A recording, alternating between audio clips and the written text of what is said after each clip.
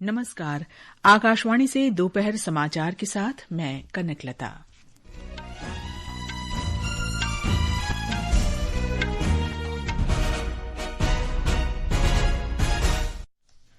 प्रधानमंत्री नरेंद्र मोदी ने कहा, वैश्विक व्यवधानों और अनिश्चितताओं के बावजूद भारत का निरंतर विकास हो रहा है।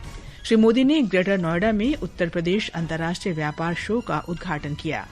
प्रधानमंत्री आज राजस्थान में 1,22,000 करोड़ रुपए से अधिक लागत की कई विकास परियोजनाओं का शिलान्यास और उद्घाटन करेंगे। भारत ने रेल आधारित मोबाइल लॉन्चर प्रणाली से मध्यम दूरी की अग्नि प्राइम मिसाइल का सफल परीक्षण किया। इजरायल की सेना का गाजा शहर में हमला जारी, पिछले 24 घंटे में 80 से ज्यादा लोग मारे गए। और बीसीसीआई ने एशिया कप के दौरान अनुचित गतिविधियों को लेकर पाकिस्तानी क्रिकेटर हारिस रऊफ और साहिबजादा फरहान के खिलाफ आईसीसी में शिकायत दर्ज कराई। अब समाचार विस्तार से।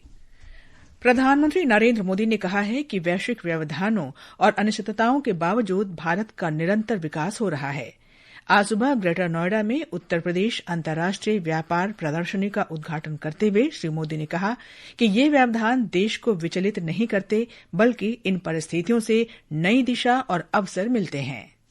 दुनिया में हो रही डिसरप्शन और अनसर्टेनिटी के बावजूद भारत की ग्रोथ आकर्षक है। डिसरप्शन हमें भटकाते नहीं, लेकिन हम उस परिस्थिति में से नई डायरेक्शन खोजते हैं, नई डायरेक्शन का मौका ढूंढते हैं। इसलिए इन डिसरप्शन के बीच आज भारत आने वाले दशकों की नींव मजबूत कर रहा है। और इसमें भी हमारा संकल्प है, हमारा मंत्र है, आत्मनिर्भर भारत। श्री मोदी ने कहा कि भारत को आत्मनिर्भर बनना ही होगा। प्रधानमंत्री ने कहा कि सरकार मेक इन इंडिया पर ध्यान केंद्रित कर रही है और उसका लक्ष्य चिप से शिप बनाने तक का है। हम चिप से शिप तक भारत में बनाना चाहते हैं और इसलिए आपकी ईज ऑफ डूइंग बिजनेस के लिए हम लगातार काम कर रहे हैं। सरकार ने 40,000 से ज्यादा कंप्लायंस खत्म किए हैं। जिन छोटी छोटी गलतियों पर आपके खिलाफ केस होता था, ऐसे सैकड़ों नियम उनको सरकार ने डीक्रिमिनलाइज कर चुकी है। श्री मोदी ने कहा कि रूस के सहयोग से स्थापित एक कारखाने में जल्दी AK-203 राइफलों का उत्पादन शुरू होगा। उन्होंने कहा कि उत्तर प्रदेश में एक रक्षा गलियारा विकसित किया जा रहा है, जहां ब्रह्मोस मिसाइलों और अन्य हथियार प्रणालियों का निर्माण शुरू हो चुका है। श्री मोदी ने इस बात पर जोर दिया कि भारत अपने उद्योगों, व्यापारियों और नागरिकों के साथ सुधार, प्रदर्शन और परिवर्तन की प्रतिबद्धता से खड़ा है। उन्होंने कहा कि 3 दिन पहले ही अगली पीढ़ी के जीएसटी सुधार लागू किए गए हैं। प्रधानमंत्री ने कहा कि ये सुधार जीएसटी पंजीकरण को सरल बनाएंगे, कर विवादों को कम करेंगे और एमएसएमई के लिए रिफंड में तेजी लाएंगे, जिससे हर क्षेत्र को लाभ होगा। प्रधानमंत्री ने इस बात पर प्रसन्नता व्यक्त की कि 2,200 से अधिक प्रदर्शक अपने उत्पादों और सेवाओं का प्रदर्शन कर रहे हैं। 2,200 से अधिक एग्जीबिटर अपने प्रोडक्ट और सर्विसेज का प्रदर्शन कर रहे हैं। इस बार ट्रेड शो का कंट्री पार्टनर रूस है, यानी इस ट्रेड शो में हम एक टाइम टेस्टेड पार्टनरशिप को और भी मजबूत कर रहे हैं। उत्तर प्रदेश के मुख्यमंत्री योगी आदित्यनाथ ने प्रधानमंत्री का स्वागत किया और कहा कि ऐतिहासिक अगली पीढ़ी के जीएसटी सुधारों के लागू होने के बाद ये प्रधानमंत्री की उत्तर प्रदेश की पहली यात्रा है। प्रधानमंत्री आज राजस्थान में 1,22,100 करोड़ रुपए की कई विकास परियोजनाओं का शिलान्यास और उद्घाटन करेंगे। वे बांसवाड़ा में एक जनसभा को भी संबोधित करेंगे। माही बांसवाड़ा राजस्थान परमाणु ऊर्जा परियोजना के तहत उन्नत सुरक्षा सुविधाओं के साथ 700 मेगावाट क्षमता के 4 स्वदेशी दबाव युक्त भारी पानी रिएक्टर स्थापित किए जाएंगे। यह राजस्थान की दूसरी परमाणु ऊर्जा परियोजना है, जिससे प्रदेश में बिजली उत्पादन को बढ़ावा मिलेगा। साथ ही यह देश में सस्ती, विश्वसनीय और टिकाऊ बिजली आपूर्ति सुनिश्चित करने की दिशा में मजबूत कदम साबित होगा। श्री मोदी आज हरित ऊर्जा से जुड़ी कई परियोजनाओं की सौगात देंगे। जितेंद्र द्विवेदी, आकाशवाणी समाचार, बांसवाड़ा। प्रधानमंत्री नरेंद्र मोदी आज शाम नई दिल्ली में भारत मंडपम में वर्ल्ड फूड इंडिया का उद्घाटन करेंगे। इस वैश्विक खाद्य आयोजन में 21 से अधिक देशों, 21 राज्यों और केंद्र शासित प्रदेशों तथा 10 केंद्रीय मंत्रालयों की भागीदारी होगी।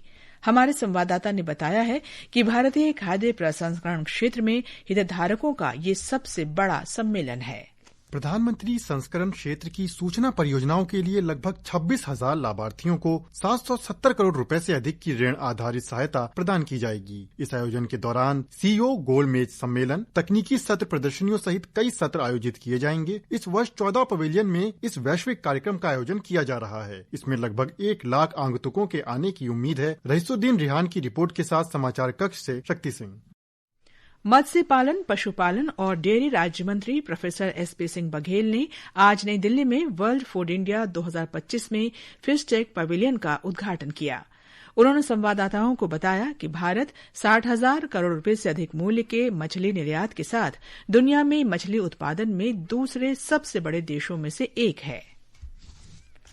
अगली पीढ़ी के जीएसटी सुधार भारत की अप्रत्यक्ष कर प्रणाली को सरल बनाने की दिशा में एक महत्वपूर्ण कदम है। अब लोग 22 सितंबर से लागू जीएसटी सुधारों का लाभ उठा सकते हैं। नए ढांचे के अंतर्गत जीएसटी परिषद ने 5%, 12%, 18%, 28% की पूर्व की 4 स्तरीय संरचना को 5% और 18% की द्विस्तरीय संरचना में बदल दिया है। विभिन्न वस्तुओं और सेवाओं पर कर की दर कम होने से नागरिकों को काफी राहत मिल रही है। एक रिपोर्ट। नेक्स्ट जनरेशन जीएसटी सुधारों के तहत सरकार ने कारीगरों, व्यापारियों और ग्राहकों को राहत प्रदान करने के लिए हस्तशिल्प क्षेत्र में टैक्स में बड़ी कटौती की है। सरकार ने लकड़ी, पत्थर और धातु से बनी मूर्तियों पर टैक्स दर को 12% से घटाकर 5% कर दिया है। टैक्स में कमी से पेंटिंग, हस्तनिर्मित मोमबत्तियां, लकड़ी से बने सामान और मिट्टी तथा टेराकोटा से बने बर्तन सस्ते हुए हैं, जिसका लाभ ग्राहकों को मिल रहा है। इसी प्रकार कॉटन और जूट से बने हैंडबैग और शॉपिंग बैग पर भी टैक्स दर को 12% से घटाकर 5% कर दिया गया है, जिससे इन वस्तुओं की खरीदारी में भी बढ़ोतरी दर्ज की गई है। जीएसटी ढांचे में हुए सुधारों पर बात करते हुए व्यापार विशेषज्ञ दिलीप बैद ने कहा कि हस्तशिल्प पर जीएसटी दर में कमी से भारतीय बाजार को बढ़ावा मिलेगा। त्योहारों के मौसम में हस्तशिल्प क्षेत्र में सुधार से जहां ग्राहकों को फायदा मिल रहा है, वहीं इस क्षेत्र के कारीगरों की भी आजीविका बेहतर हुई है। दृष्टि पुनियानी के साथ सौम्या शरण, आकाशवाणी समाचार, दिल्ली। ये समाचार हमारी वेबसाइट www.newsoneir.gov.in और हमारे न्यूज ऑन एआईआर ऐप पर भी उपलब्ध है। पहले अक्सर टाल दिया करती थी कहकर अगली बार नया पेंसिल बॉक्स हो, मनपसंद साबुन या थोड़ी और दाल। अब जीएसटी जो घट गया है तो अब हर सामान सस्ता हो गया है। अब खुलकर खरीदारी करूंगी, खुद के लिए भी और परिवार के लिए भी।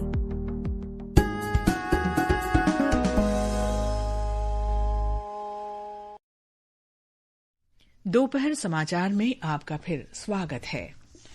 भारत ने रेल आधारित मोबाइल लॉन्चर प्रणाली से मध्यम दूरी की अग्नि प्राइम मिसाइल का सफल प्रक्षेपण किया है। उन्नत सुविधाओं से लैस अगली पीढ़ी की इस मिसाइल की मारक क्षमता 2000 किलोमीटर है। ये अपनी तरह का पहला प्रक्षेपण है जिसे विशेष रूप से निर्मित रेल आधारित मोबाइल लॉन्चर से प्रक्षेपित किया गया। इससे उपयोगकर्ता को कम दृश्यता और कम समय में प्रक्षेपण करने की सुविधा मिलती है। रक्षा मंत्री राजनाथ सिंह ने मिसाइल के सफल परीक्षण पर रक्षा अनुसंधान और विकास संगठन इसरो, सामरिक बल कमान और सशस्त्र बलों को बधाई दी है।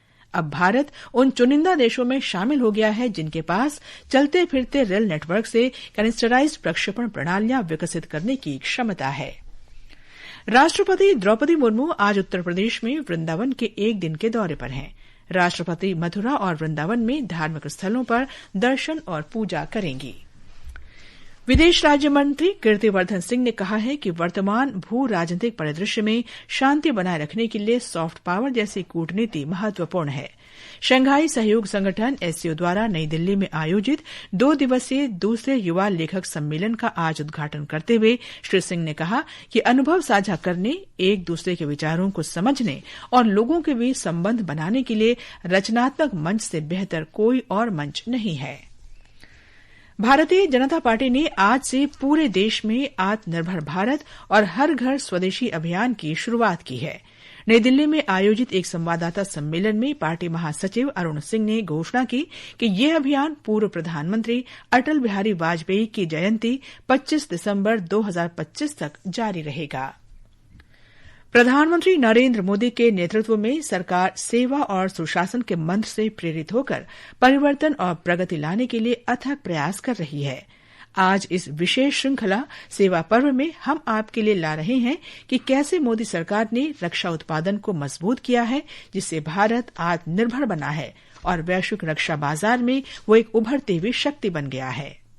रक्षा उत्पादन में आत्मनिर्भरता नरेंद्र मोदी सरकार की सबसे महत्वपूर्ण प्राथमिकताओं में से एक है। ऑपरेशन सिंदूर के दौरान मेड इन इंडिया की ताकत देखने को मिली। प्रधानमंत्री मोदी ने आत्मनिर्भर भारत के महत्व पर जोर दिया। ऑपरेशन सिंदूर में देखा मेड इन इंडिया की कमाल क्या थी। दुश्मन को पता तक न चला कौन से शस्त्रास्त्र है, ये कौन सा सामर्थ्य है, पलक भर में उनको नष्ट कर रहा है। सोचिए अगर हम आत्मनिर्भर न होते, क्या ऑपरेशन सिंदूर इतनी त्वरित गति से हम कर पाते? पता नहीं कौन सप्लाई देगा नहीं देगा, ताजो सामान मिलेगा नहीं मिलेगा, इसी की चिंता बनी रहती। लेकिन हमें मेड इन इंडिया की शक्ति हमारे हाथ में थी, सेना के हाथ में थी, इसलिए बिना चिंता, बिना रुकावट, बिना हिचकिचाहट हमारी सेना अपना पराक्रम करती रही। प्रधानमंत्री मोदी के कार्यकाल में वार्षिक रक्षा उत्पादन 2024-25 में 1,50,000 करोड़ रुपए से भी अधिक के सर्वकालिक उच्च स्तर पर पहुंच गया, जो 2014-15 के मुकाबले 3 गुना से भी ज्यादा है। रक्षा उद्योग के सार्वजनिक और निजी क्षेत्रों में पिछले एक दशक में दूरगामी नीतिगत सुधारों, व्यापार में बढ़ती सुगमता और स्वदेशीकरण पर रणनीतिक ध्यान केंद्रित करने से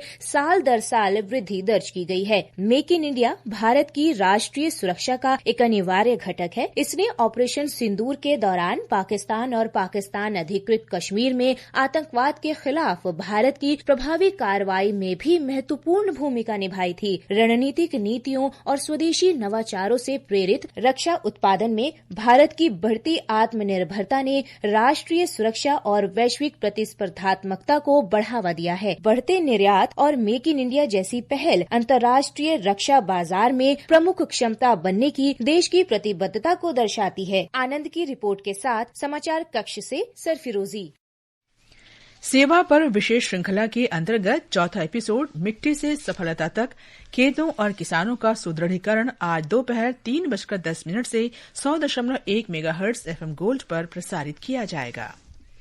रक्षा मंत्री राजनाथ सिंह ने आज नई दिल्ली स्थित सेना मुख्यालय में स्वच्छता ही सेवा अभियान के अंतर्गत सफाई कर्मचारियों को सम्मानित किया। इस अवसर पर श्री सिंह ने कहा कि जिस तरह से स्वच्छ भारत अभियान एक क्रांति के रूप में देश के प्रत्येक व्यक्ति तक पहुंचा है, वो अद्भुत है। आज मेक इन इंडिया पहल की 11वीं वर्षगांठ है। इस अवसर पर प्रधानमंत्री नरेंद्र मोदी ने सोशल मीडिया पोस्ट में कहा कि मेक इन इंडिया पहल भारत के विकास को गति देने और हमारे देश की उद्यमशीलता क्षमता का दोहन करने के उद्देश्य से शुरू की गई थी। मार्केट मंत्रा कार्यक्रम आज अपने नियमित समय शाम 6:30 बजे के स्थान पर रात 8:10 से 8:30 बजे तक प्रसारित किया जाएगा। इसे आकाशवाणी एफएम गोल्ड 100.1 मेगाहर्ट्ज पर सुना जा सकता है। इजरायल का गाजा पर हमला जारी है। गाजा पट्टी में कल एक इजरायली हमले में 80 से ज्यादा फलस्तीनी मारे गए। यह हमला गाजा के दूरदराज इलाके में एक इमारत और शिविरों पर किया गया, जिनमें विस्थापित परिवार रह रहे थे। भारतीय क्रिकेट कंट्रोल बोर्ड बीसीसीआई ने 21 सितंबर को एशिया कप के सुपर 4 मुकाबले के दौरान पाकिस्तानी क्रिकेटरों साहिबजादा फरहान और हारिस रऊफ के अनुचित व्यवहार के लिए उनके खिलाफ आधिकारिक तौर पर शिकायत दर्ज कराई है। भारतीय टीम ने इस दुर्व्यवहार के लिए दोनों खिलाड़ियों के खिलाफ कड़ी कार्रवाई की मांग की है। अंत में मुख्य समाचार एक बार फिर। प्रधानमंत्री नरेंद्र मोदी ने कहा, वैश्विक व्यवधानों और अनिश्चितताओं के बावजूद भारत का निरंतर विकास हो रहा है। श्री मोदी ने ग्रेटर नोएडा में उत्तर प्रदेश अंतर्राष्ट्रीय व्यापार शो का उद्घाटन किया। प्रधानमंत्री आज राजस्थान में 1,22,000 करोड़ रुपए से अधिक की लागत की कई विकास परियोजनाओं का शिलान्यास और उद्घाटन करेंगे। भारत ने रेल आधारित मोबाइल लॉन्चर प्रणाली से मध्यम दूरी की अग्नि प्राइम मिसाइल का सफल परीक्षण किया। इजरायल की सेना का गाजा शहर पर हमला जारी, पिछले 24 घंटे में 80 से ज्यादा लोग मारे गए। और बीसीसीआई ने एशिया कप के दौरान अनुचित गतिविधियों को लेकर पाकिस्तानी क्रिकेटर हारिस रऊफ और साहिबजादा फरहान के खिलाफ आईसीसी में शिकायत दर्ज कराई। इसके साथ ही दोपहर समाचार का ये अंक समाप्त हुआ। नमस्कार।